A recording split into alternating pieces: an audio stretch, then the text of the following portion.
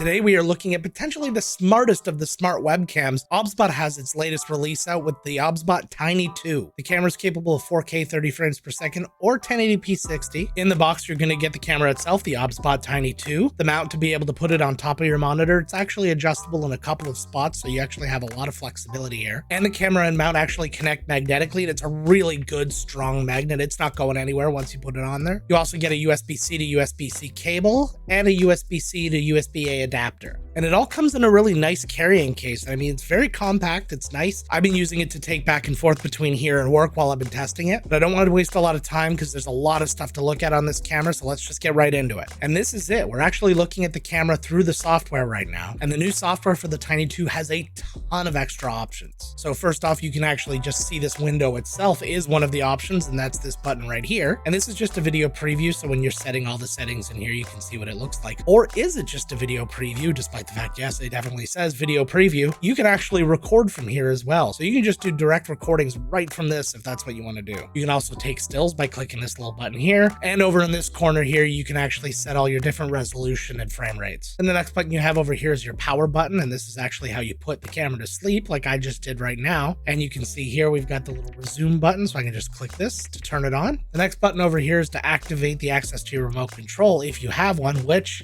I do. And from the remote control, you can do all sorts of things, including powering your camera on and off. You can go through different camera presets, move the camera around, and you can turn on all the different modes that we're going to go through as we preview the software. The next button here is going to actually enable your global hotkeys if you turn that on like so. If you go into your settings, you can actually look up what all your global hotkeys are so you understand what they are, but you can set different keybinds for them on your own. So as a few examples, you do have multiple devices you can set up. I only have the one camera set up right now, so that's moot. But the nice thing about having all these hotkeys is you can set up all sorts of macros, and then you can actually have things like a stream deck or a loop deck controlling these. The next button here is your virtual camera, and what that's actually going to do for you, you can see the little warning here, is it's going to actually basically take what we're seeing on this camera right now and then pushing that off to any number of pieces of software. It'll show up as OBSBOT virtual camera, as that little warning said, and any of the stuff you do in this software will then directly apply to it. But for example, if you use OBS and you just put the OBSBOT camera directly on there and you start making filter changes and stuff like that, they're actually not going to show up. And the last thing here is an OSC protocol. This is actually how you connect to external controllers. There's certain apps and things like that that actually allow you to control cameras like this, and that's how you'd go about doing that. Now we get into the fun stuff, all the different options that exist in here. So the first thing we're going to do now is actually take a look at these presets. So what I'm going to do is I'm going to move the camera around a little bit, focus up on my wife, who's currently winning, not winning, but competing in an Iron Girl. That photo. We're going to make that preset 1. Then we're going to go down to me again.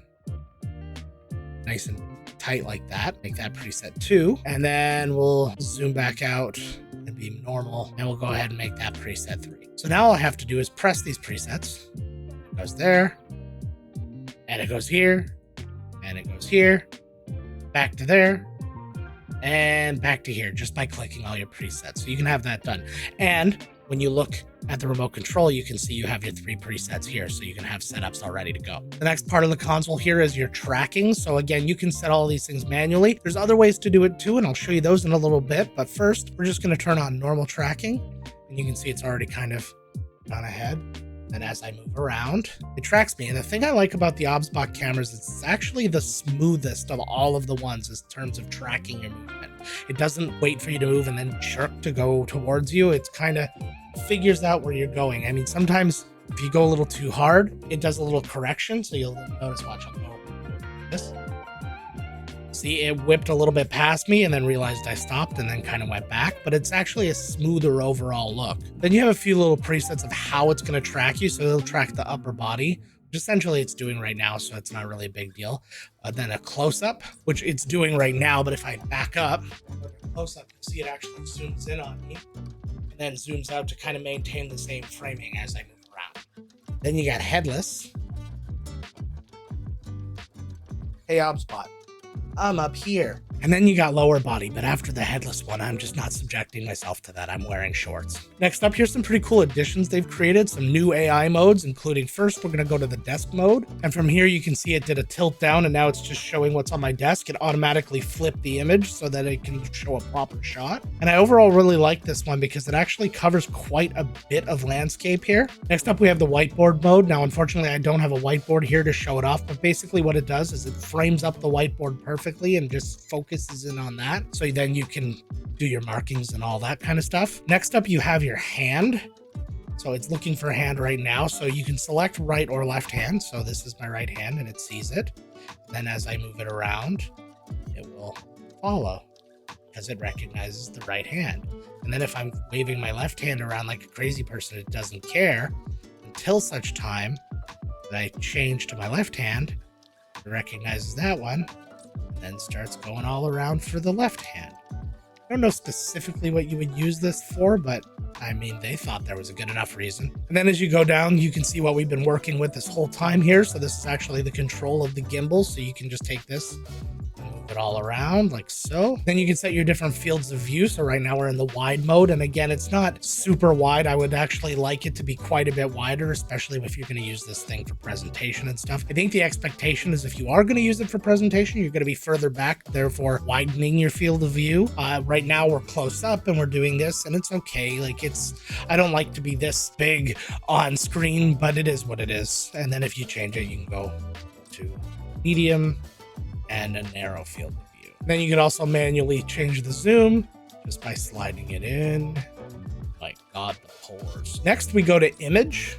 And all sorts of things. You can see they have an HDR mode coming soon, so that'll be interesting, a high dynamic range. They have a focus mode, so right now, autofocus is on. I actually talked about this when I was writing a review for another webcam. It's very important. If you're going to have autofocus, you're going to have auto exposure, you need to be able to actually set it to something so you can get a proper exposure. So it's really nice that you can select face or global for these, because as I move around, it's going to be looking for my face. It's going to focus in on this bad boy. Same with the exposure. The exposure is actually quite nice on me right now because it's actually compensating for that, not for all the other lighting going on in the area. For example, if I had a really bright light in the background or something like that. And you can see it's not causing a whole heck of a lot of noise. You can see maybe the tiniest little bit right around there where it's doing a little something, but other than that, it's quite clear. Next up, we have an anti-flicker here. So you have a 50 and 60 hertz anti-flicker, which is fairly standard. White balance, you can do auto white balance or set it manually. Now I set it manually because this is what happened when I set it to auto. It looked a little bit too warm for me. This is not what I currently look like. This is not the color of my room. So I turned it off. This is a bit more accurate. And then you can manually set your image stuff like contrast, saturation, sharpness, hue, and all of that sort of thing. Next up, we've got our beauty, which I mean, we already had it, but fine. So you can set up a background blur here if you're trying to create a little bit of a bokeh like a natural camera, and then you can change it as you go, and it's using the AI to do kind of a background removal thing. You notice it's creating a little bit of feathering around the edges here, so you got to be a little mindful of that. And you can see how it kind of adjusts when I'm moving around like that. So it's just things to be careful of. So you want to just create a very, very slight one, because that's what it would naturally look like. If you go bananas on this, like this, you could do this, and then look what's happening around me. I have like a halo, which I mean, maybe I deserve. But unless you're in witness protection or you just really don't want your coworkers to see what posters you have on your wall, I don't think you'd need to go this hard. Next up, we have a few retouches. I am morally opposed to using any of these. I'm fine with people the way they are. You should be fine with the way you are. But let's see what they look like nonetheless, so we can do this. And it actually does quite a bit. It gave me some cheekbones that were hiding, you know, underneath. You know, we don't have to get into all that. And then classic, and then men. Doesn't look different. Like it's still doing work, but like, look when I turn it off. So you can see it's doing stuff. Just put a little more color in my face and all that, but turn that off. And then they have these ones here. So you have body slim. I'm gonna turn it up. When I'm just sitting here, it just messes with my head, which I get. You don't want to be doing this stuff if you're So you can see it needs pretty specific parameters to be able to kind of do this smoothly. I picture these things for a very specific type of Instagrammer or something like that. I really don't, again, support any of these or the use of any of these. But if you want to have some fun with them or anything like that, I would suggest you go and play around with those and see kind of what they do. And then when you get into more, so there's a sleep background. So when this is asleep, if you have a camera rolling still somewhere, you can actually change what my camera's asleep mode tells you, or you can actually create your own photo. I like that idea. So this is where you get into a lot of the really cool controls now. So for example, if I want to be tracked, I can just do a gesture rather than turning things on and off in the software. So if I just do this, that's now turned on my tracking. So now I can just automatically go. And then if I do it again, it's turned it off. So now you can see that I don't do any of that. If I want to zoom in, I just do this. And it does it. You can see on the side here, I can set my zoom factor, so I can make it so it only zooms in a little bit when I do that, or I can make it so it zooms in a lot when I do that, and do it again to zoom out. Then you have your dynamic zoom, so all you have to do is a gesture like this, and it zooms into the frame that you've given, and if you zoom out, it does the same. And then you get into the really, really cool stuff, because especially when you're further away and if you don't want to be waving your hands around and doing all that sort of thing, you've got your voice control. And here's your different voice control commands that you can do. And you can select multiple languages to send your commands. And right now it's just English and Chinese, but I imagine that that'll update when this has been out for a little bit. So for example, if I say sleep tiny, see, the camera goes to its asleep mode. Now if I say hi tiny, it sees me again. Now it framed me up kind of weird in its initial go, so maybe I wanted to do some tracking, so I'll say track me. And it does, and then start to track me. And then if I don't want it to track me anymore, I just say unlock me. And then it stopped tracking. And I could say zoom in closer. Then it zooms in, zoom out farther. And it does that. So that's a pretty cool thing that you can do. And you can select your own personal zoom factor here again, so you can make it whatever you want. You could actually have one set for gesture that goes in just a little bit. Then the one that goes in here might go in even further. And then you have your positions too. So I can say position 1, position 2, position 3.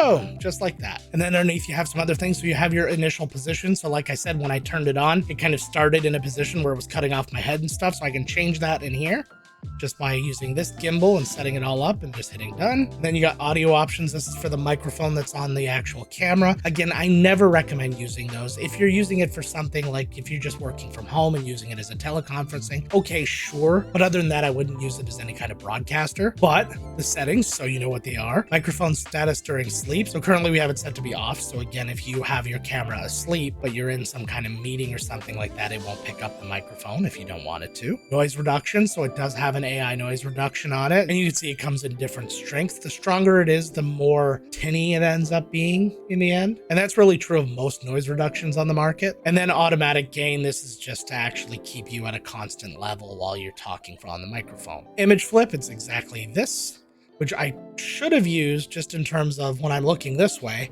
I'm then looking at webcam software, but then it makes me look weird and it makes this be backwards, and I hate all of it. I need to present the way that I would if you were just looking at me face to face. And then view and gimbal reverse, that actually just changes the controls, so the camera would go up if you drag down and all that thing. I don't know, it reminds me more if you were a pilot and you were using your flight stick and that was the controls for that. And then from here you can also upgrade your firmware and everything like that. Now in terms of camera quality, I'd say it's quite decent. Right now we're looking at what would be the 4K 30 version, so we can see kind of, you know, the motion blur of a 30 frame per second thing. So if I change it to a 1080-60, now there's 1080-60 and you can see still got a little bit, but it's pretty smooth motion otherwise. It looks really nice. I'm very happy with the camera overall. Some of the smart webcams I've looked at recently haven't been very good. Now the OBSBOT Tiny 4K that I used before, I really enjoyed the quality of it, and probably more so than any of the other ones. But I would say that I do like the overall quality of this one better. Now I will tell you that this is a pricey tiny little camera. It comes in at $329 US, but of course we do have to keep in mind what this one is doing. The whole smart cam functionality $130. It's a lot of money behind that, so I totally understand the raise in the price. I'm happy enough with the quality of the camera as is that I'm not feeling like that is a ripoff at that price. And I will give OBSBOT some credit. Their software is really, really good. I put it right up there with Elgato's Camera Hub, and the reason being is while the Camera Hub does a lot of exposure and picture stuff, this is doing a little bit of that, but it's doing so much more on top of that. There's so many controls in this thing and filters and all this kind of other stuff that is just, it's really, really good. But again, when it comes down to any smart camera like this, it's all about the use cases. Will you utilize enough of the functionality of this camera to make it worth it for you? Because if you're just going to say, I really like that picture, I'm going to buy this camera, but I'm never going to turn on the tracking, I'm never going to turn on the desk mode or anything like that, then don't touch this camera. But if you are going to use this for presentations, or you're going to be getting up and moving around, you're the kind of person who does a stream, or you're in motion workouts, things like that, then I absolutely recommend the OBSBOT Tiny 2. It adds a dynamic to your video that's so much more than just a static shot. And when you're far away, that's all you're doing, right? Let me know down in the comments what you think about this camera. Is it a camera you can get behind? Is it something you would use? What kind of content would you make with a smart camera like this? I want to know all about it. And while you're down there, why don't you hit the like and subscribe, hit the bell so you know when I have new videos coming out. And while you're still on my channel, you might as well stay on it. Here's a couple of videos right here you can check out, both smart cameras, and this one right here, this is the original OBSBOT video that I did. So until next time, gang, let's get to work.